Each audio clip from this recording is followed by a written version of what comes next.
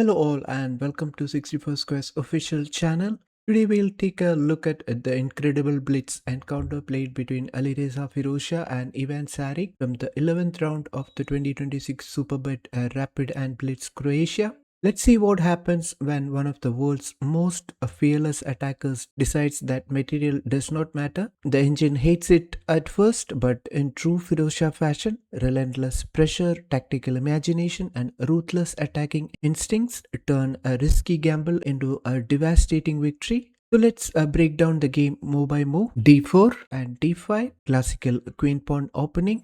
Now C4 and C6. The Slav defense begins knight to f3 and knight to f6, knight to c3 and e6, transition into the semi-Slav. Now bishop to g5 and h6 attacking the bishop. Black immediately questions white's bishop. Now bishop to h4 and d takes c4, accepting the pawn. Now e4, white grabs the center. Now g5 attacking the bishop. The famous Anti-Moscow Gambit setup. Black aggressively chases the bishop. Now bishop to g3 and b5, planning for b4 ideas. Black protects the extra pawn. Now bishop to e2, preparing for castling. Knight b to d7, calm development from black. Now e5, attacking the knight. White gains space. Now knight to h5. Black attacks the bishop again while eyeing f4.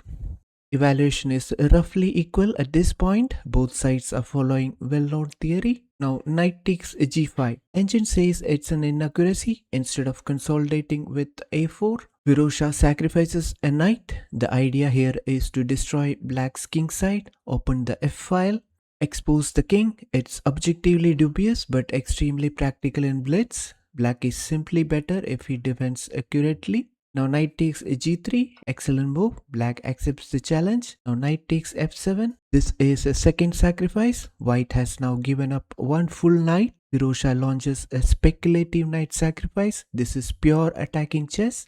Now king takes f7. Correct move. Black accepts it. Now f takes g3. White opens the f-file. The attack begins. Now king to g8. Very sensible move. No reason to remain on f7. Now kingside castling. Development before attack. Now rook to h7, preparing for g7 ideas and defend the g file. Excellent defensive idea. Now bishop to h5, pins ideas against f7 and g6. Now rook to g7. Black recognizes perfectly the engine still prefers black. Now queen to f3. White centralizes the queen. Pressure increases. Now bishop to e7. The first inaccuracy from black side. Black becomes passive. Instead, the better move was bishop to b7 here, because it activates the bishop, controls e4 square, supports the queen side. Instead, black becomes passive with bishop to e7. Now the evaluation narrows. Now knight to e4. Excellent improvement. Knight heads towards d6 and f6. Now knight to f8. The first real mistake of the game. This move blocks pieces. Black loses coordination. The engine suddenly swings. Rook a to d1. Excellent move here by FIROUZJA. Now every white piece joins the attack. Now bishop to d7. Another mistake by Šarić. Black ignores king safety. The better move here was king to h8. Now white's attack becomes dangerous. Now knight to f6 check. A fantastic move by FIROUZJA. The knight lands on the perfect square.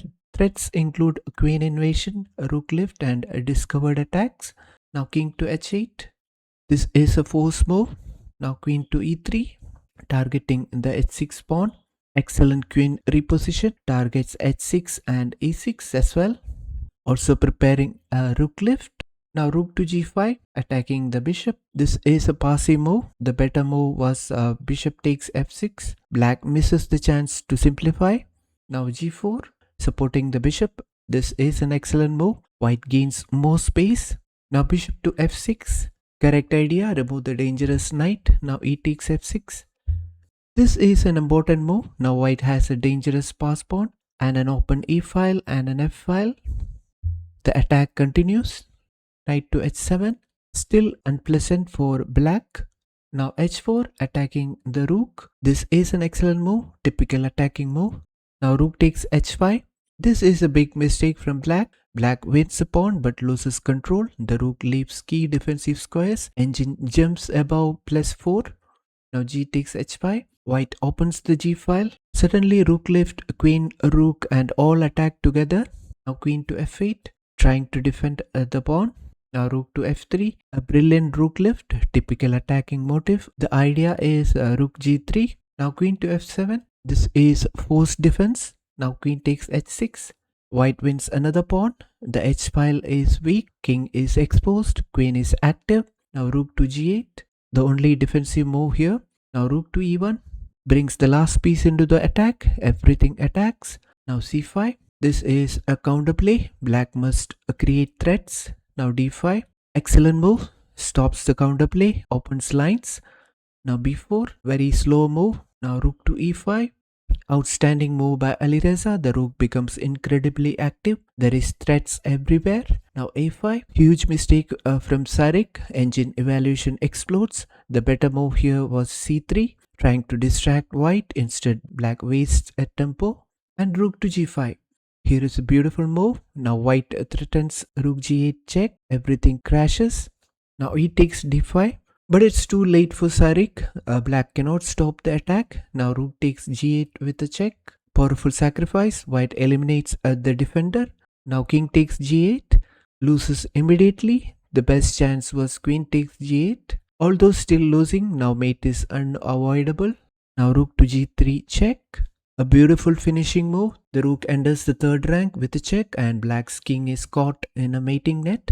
The game ended here because forced move could no longer be prevented. Now let's take a look at the game summary. FIROUZJA gave up material to seize the initiative, relying on piece activity rather than immediate compensation.